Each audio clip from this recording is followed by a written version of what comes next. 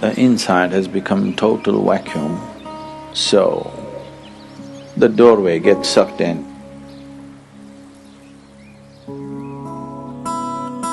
Another way of opening the third eye is you contain everything inside. The first way of doing is the best way of doing.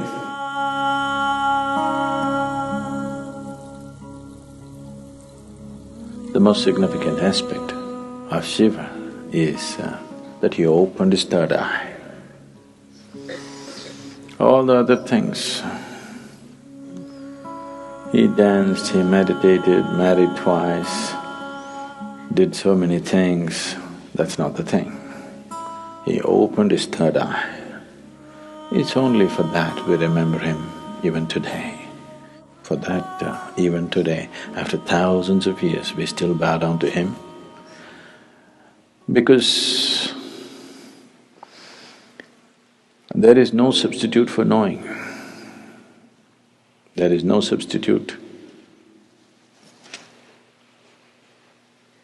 for knowing means. And there is no way to know unless your perception goes beyond your present levels of perception.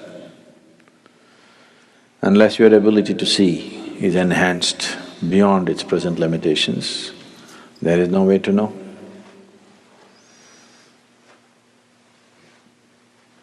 To know is to be free. So, Shiva is significant for us not because he's wrecked in Himalayas, not because he played with snakes, not because of this or that, because he opened his third eye. He perceived what most human beings fail to perceive. What is unseen for a large segment of humanity became a normal part of his vision. That's what third eye means. So people say, when Shiva opened his third eye, it was a fiery process, fire came out of it. Why they're saying fire is because within himself, he burnt everything that he thought mattered to him. He became like a fire chamber, like a kiln, that within himself he burnt everything that can be burnt. And then from every pore of his body, instead of sweat and blood coming, ash came out. Why? Shiva is always depicted as ash smeared. He didn't go about smearing ash. Ash came out of his pores. This is to indicate that he has burnt it all. He has burnt every shred of ignorance, everything that one believes as true, he burnt. Because he burned everything and everything became ash, then this opening of the third eye could not be denied to him. When it opened, people saw fire because the inner chamber was burning. There are two ways of opening the eye. One way is the inside has become total vacuum, so the doorway gets sucked in and naturally has to open. The doorway becomes limp and falls inward because there is nothing. He simply burnt not only his thought, not only his emotion, not just his relationships and possessions, he's just burnt his very being. The individual being is completely burnt out and there's a total vacuum, so the door fell inward and it's open. So people saw fire because it was burning still.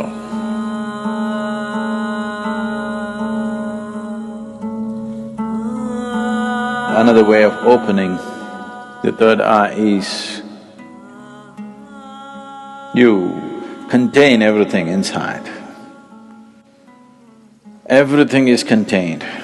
You did not find any expression for your thought, any expression for your emotion, any expression for anything. You could not even utter a word.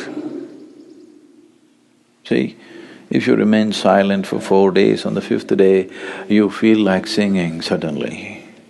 If you don't know how to sing, you want to howl like a wolf. Huh? Because you want to let go.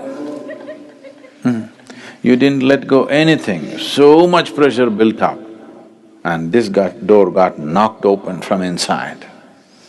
This is another way to do it. The first way of doing is the best way of doing, because if you open it by building pressure, it opens up today and again tomorrow it may just shut itself. Or before enough pressure builds up and this opens, something else freaks in you and you run away. Yes. Because the pressure builds up in such a way, if you have to hold it, you need… because you don't know what's happening, it looks like torture. It looks like 7th degree torture. If you're putting yourself through the whole process, then definitely your mind will ask, what is the point of going through this torture? Because it's a lot of torture. Not letting a single thought find expression, not letting a single emotion find expression, not uttering a single word, not finding expression to a single opinion that arises in your mind, single idea that arises in your mind. Oh, it'll burst you somewhere. If you hold everything intact, this will open, otherwise something else will freak. But you are a little… you're diplomatic. You believe in the middle path. That means you don't wish to get anywhere. People who believe in the middle path, they're determined not to get anywhere in their life. Middle path means just your comfort zone. Neither this nor that. Either you become empty, the sheer power of vacuum will open it, or you build up pressure in you, it'll burst open. 2 ways of opening. Middle path means you are a professional bullshitter. Really. Full-time bullshitter you are, not professional. Profession means they do it only part-time, right? They do it only certain times of the day. It doesn't matter where you go, you do your own stuff. Middle path. Middle path is a way of not getting anywhere, and after some time thinking, this doesn't go anywhere. Right now you're walking on the street, suddenly you found a big rock, there are only 2 ways to go, either this way or this way. This way a tiger is growling, this way there's fire burning. You think the best thing is middle path, that is to go into the rock. Obviously this is not going to go anywhere.